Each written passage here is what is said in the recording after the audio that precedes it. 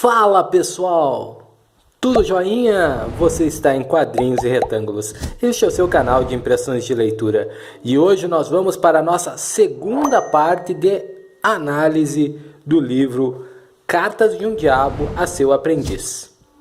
Se você não viu a primeira parte, eu vou deixar por aqui o link para que você assista a primeira parte e depois possa voltar aqui para que nós possamos seguir a nossa análise. A ideia desta segunda parte é analisar resumidamente cada uma das 31 cartas e também o discurso de conclusão do livro. Por isso pode ser que você considere alguma das coisas que vão ser ditas aqui como spoiler. Por isso você já está sendo avisado. Pode ser que haja spoiler na nossa conversa desta segunda parte. Bem, só para lembrarmos a estrutura do livro.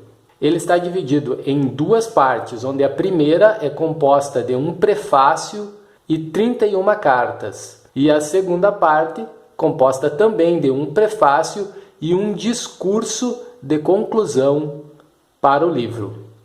As duas partes foram escritas em épocas diferentes, com um intervalo de mais ou menos 20 anos. Esse detalhe é bastante importante para a nossa análise.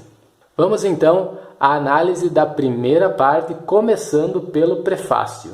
No prefácio, o narrador ou o portador das cartas, porque a situação é que aquela pessoa que está falando no prefácio teve acesso às 31 cartas do demônio. Não explica exatamente como ele teve acesso, apenas dá esta informação.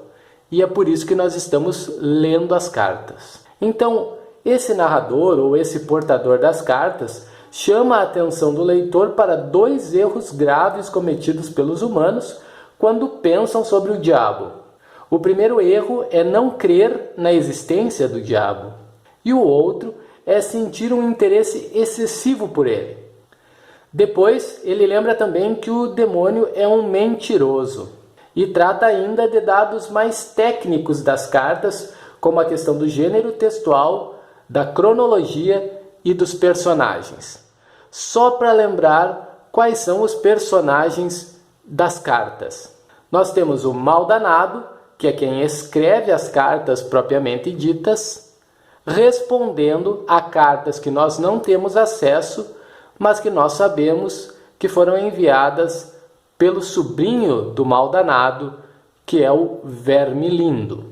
Além desses dois demônios, nós temos ainda a referência a outros, como o diretor da Academia de Treinamento de Tentadores, o Remeleca, e também o demônio tentador de um personagem coadjuvante, que é o Maldadiposo. Além dos demônios, nós temos ainda os personagens humanos, o paciente, a sua mãe, e ambos não têm nome na história, além de outros personagens menores que não têm uma atuação, mas que nós sabemos que eles fazem parte da dinâmica, como por exemplo os amigos ou então a namorada do paciente. E é claro, como grande antagonista das cartas, nós temos o inimigo, que é Deus. É bem importante que nós lembremos que a dinâmica das cartas coloca as situações sempre ao contrário. Então aquilo que é mal passa a ser bom e aquilo que é bom é mal. É uma espécie de psicologia reversa. Vamos então à análise de cada uma das cartas. Você me chamou, chefinho querido do coração. Eu recebi uma carta da minha sobrinha Laura. Laura?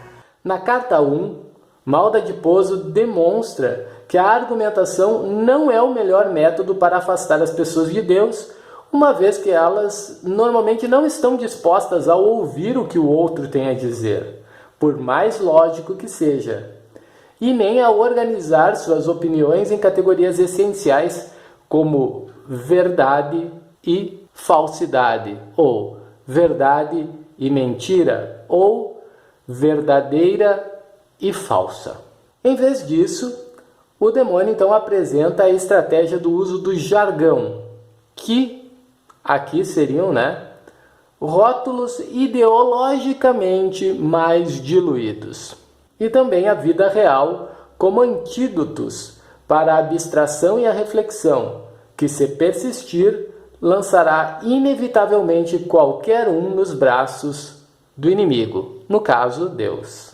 Na carta 2, Maldonado segue seu raciocínio e considera que, uma vez que a pessoa já passou a acreditar em Deus, então o remédio será fazê-la desviar a sua devoção de Deus e fixar a sua atenção nas pessoas ou na igreja, a fim de que o recém-convertido assuma o papel de juiz da hipocrisia dos crentes e acabe desanimando frente à mera aparência de piedade. Então nós temos, por um curto período de tempo aqui no livro, a situação de um paciente, de um ser humano, que não crê em Deus, mas que já na segunda carta já assume uma posição de fé, já passa a crer em Deus. Então é preciso atacar esta crença, apresentando a ele a hipocrisia das pessoas. Na carta 3, Maldonado orienta agora o seu sobrinho a como lidar com o paciente no convívio familiar, dando-lhe 4 dicas, além de buscar associar-se a Maldadiposo, que é o diabo responsável pela mãe do paciente.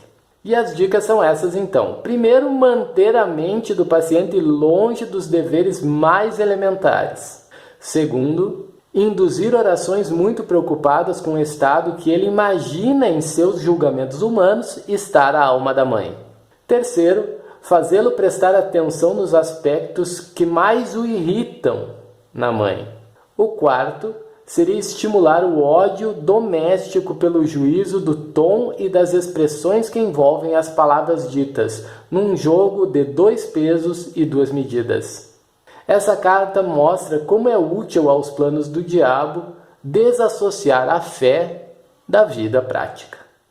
Na carta 4, Maldonado instrui seu sobrinho sobre o doloroso tema da oração, entre aspas, e ensina Vermilindo a manter seu paciente rezando para uma ideia que ele fabricou de Deus, e não para Deus propriamente dito. Na carta 5, Vermilindo parece estar muito satisfeito com os efeitos angustiantes que uma nova guerra causa no ânimo de seu paciente, e é instruído a descobrir se a melhor estratégia será transformá-lo em um patriota extremo ou num pacifista militante. E aqui o Lewis apresenta mais uma dicotomia. Na carta 6, apresenta a estratégia de plantar a incerteza sobre o futuro e a ansiedade, focando assim no medo em si mesmo e não na causa real do medo, para bloquear a mente humana para Deus. Além disso, faz com que o paciente queira ter atos de virtude com os que estão longe e, por isso mesmo, pouco prováveis de acontecer. E se esqueça, no final das contas, de exercitar as virtudes com os que estão próximos, reservando a estes apenas a sua malícia. Na carta 7, trata de como se dá a manifestação sutil do diabo, do estímulo a facções e a extremos, além da instrumentalização ideológica da religião. E aqui, o demônio cita pela primeira vez a Igreja Anglicana. E aqui, pessoal, eu quero fazer uma observação. Eu tenho visto por aí no YouTube alguns vídeos que falam em que o paciente, então, se tornou católico ou então que a mãe do paciente era uma católica muito fervorosa. Isso, na verdade, foi um descuido na leitura, uma falta de atenção dos nossos amigos aqui do YouTube. Porque, na verdade, tanto o C.S. Lewis quanto as referências nas cartas são com relação à Igreja Anglicana. Então, nós estamos aqui lidando com um texto produzido por um protestante. Na carta 8, é feita a análise da oscilação da vida cristã. Na carta 9, Maldonado explica como atacar o paciente em tempos de sequidão espiritual. Embora o diabo seja incapaz de produzir qualquer tipo de prazer, ele lembra que é sempre possível desordená-lo.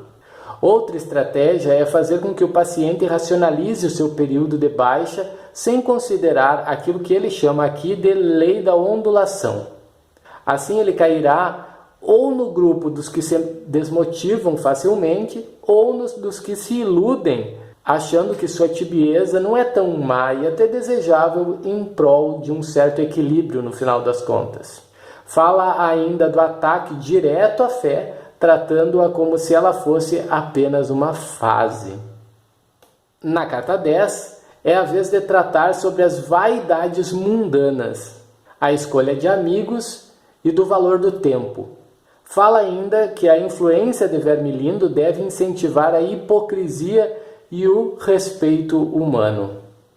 A carta 11 analisa o riso e como e quando essa capacidade humana, em si inofensiva, pode ser usada para levar à danação. A carta 12 foca na questão do valor do tempo e ensina a Vermilindo que é preciso ter paciência e ir afastando aos poucos e imperceptivelmente o paciente da oração. Para isso não é preciso que ele deixe totalmente a igreja, mas que encare a sua prática religiosa como um hábito e não como um relacionamento com Deus. Fala ainda da eficácia do acúmulo de pequenos pecados para fazer perder-se uma alma desatenta. Nesta carta há uma declaração muito impactante de uma alma condenada, que soou terrível para mim. A carta 13 apresenta a estratégia de substituir os gostos pessoais, desde que não sejam pecados, pelos padrões, pelas convenções e pela moda do mundo. Ou seja, o paciente precisa ser diabolicamente como todo mundo para agradar todo mundo. Na carta 14, Maldonado trata da verdadeira humildade e da necessidade que se tem de evitar que o paciente a desenvolva. A carta 15 aborda a relação entre o tempo presente e a eternidade e mostra que Vermilindo deve fazer com que seu paciente foque sua atenção apenas no futuro e suas ansiedades e medos. A carta 16 fala sobre a busca de uma congregação ao gosto do freguês e de como isso é útil ao inferno, pois fragiliza a unidade desejada por Deus. Fala também dos clérigos que tentam adaptar a mensagem do Evangelho e acabam minando o cristianismo de muitos, inclusive o seu próprio. Fala ainda de religiosos que querem trocar a pregação do Evangelho pelo discurso político e ideológico. Em qualquer dos casos, o importante para o diabo é a divisão, o sectarismo. Na carta 17, Maldonado repreende Vermilindo por menosprezar o poder da gula e mostra como esse pecado tem conduzido a mãe do paciente à perdição e que por isso mesmo pode ser usado também contra ele. A carta 18 trata da castidade e do matrimônio e de como evitar os dois. A carta 19 disserta sobre o amor humano e o amor divino, além de tratar da causa da queda de Satanás. Na carta 20, Maldonado volta a falar sobre o desejo sexual e sobre o matrimônio. Na carta 21, fala sobre a ilusão que os humanos têm de que o tempo pertence a eles e de como esse engano é útil ao inferno. Fala ainda do sentimento de posse com relação a qualquer coisa. A carta 22 trata do benefício que é a aproximação com outras pessoas de fé e revela como o inferno é barulho, opondo-se ao silêncio e à música, que são considerados aqui atributos celestiais. Na carta 23, Maldonado percebe que usar o mundo e a carne como tentações contra o paciente não funcionaram. Então aconselha Vermilindo a investir na instrumentalização ideológica da religião e na formação de um Jesus histórico, estimulando a elaboração de narrativas que distorçam a relação entre teologia e política e revelem um cristianismo puro, mais identificado com o marxismo. E aqui eu lembrei da teologia da libertação. A carta 24 trata do orgulho espiritual e do sectarismo. A 25 fala sobre a demanda por novidades, que faz com que as pessoas tenham horror à mesma coisa de sempre e procurem associar o cristianismo a alguma outra tendência da moda. A carta 26 trata da relação familiar e matrimonial e de como ela começa a ser estragada já no namoro pelo estímulo a uma abnegação distorcida. A carta 27 apresenta a estratégia de levantar dificuldades intelectuais para gerar a dúvida sobre a eficácia das orações peticionais. Reflete ainda sobre o livre-arbítrio, doutrina que o C.S. Lewis defende aqui, e sobre a predestinação, doutrina que ele revela ser falsa. Na carta 28, Maldonado explica como o tempo pode ser um aliado na obra da perdição das almas, pois uma vida longa permite que a fé vá sendo aos poucos desgastada pelo atrito. Fala do apego a este mundo e que, segundo ele, cresce com a maturidade, e da falsa ideia de que a morte é o mal supremo, quando na verdade é apenas a porta para a verdadeira vida. A carta 29 aborda diretamente a questão da Segunda Guerra Mundial. Diante da possibilidade real de que essa guerra afete a vida do paciente, então é preciso estimular a covardia.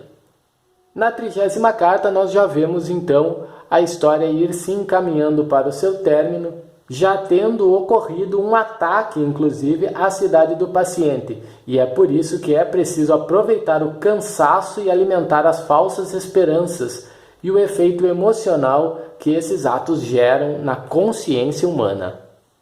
A carta 31 apresenta um desfecho interessante, apesar de previsível até certo ponto. Lewis parece deixar nas entrelinhas a sua crença no purgatório. Após o término, então, das 31 cartas, nós temos o início do livro 2, que trata-se de um discurso às avessas contra a mediocridade e a hipocrisia. Aqui a dinâmica do contrário continua, sendo a característica que liga a segunda parte à primeira, mas já nós não temos as cartas. O diálogo agora acontece por meio de um discurso numa conclusão do curso de tentadores, onde nós vamos ver novamente a referência ao diretor Remeleca. Nesse discurso, Maldonado cita, entre os condenados ao inferno, Henrique VIII, que é o fundador da Igreja Anglicana, o que permite supor que Lewis não era muito simpático ao fundador da sua própria denominação religiosa. O burocrata infernal fundamenta sua argumentação na análise da distorção do conceito de democracia. O seu discurso denuncia a decadência da educação formal e dos costumes, o nivelamento por baixo e o prevalecimento do pensamento e do comportamento massificado sobre o indivíduo. Denuncia também a substituição da prática evangélica pelo costume religioso. E aqui eu não consegui discernir em que medida o C.S. Lewis se coaduna com a ideia massificadamente usada pelos protestantes modernos de que placa de igreja não salva ninguém, na perspectiva de um cristianismo menos institucional e congregacional, e mais individual. Eu fiquei ainda com uma certa desconfiança de que ele defende ser o relativismo doutrinário algo irrelevante quando se pratica um cristianismo no que se tem de mais concreto. Embora esse posicionamento entre em contradição com algumas ideias presentes nas cartas, essa possível mudança de pensamento é bem possível, já que o discurso foi escrito posteriormente.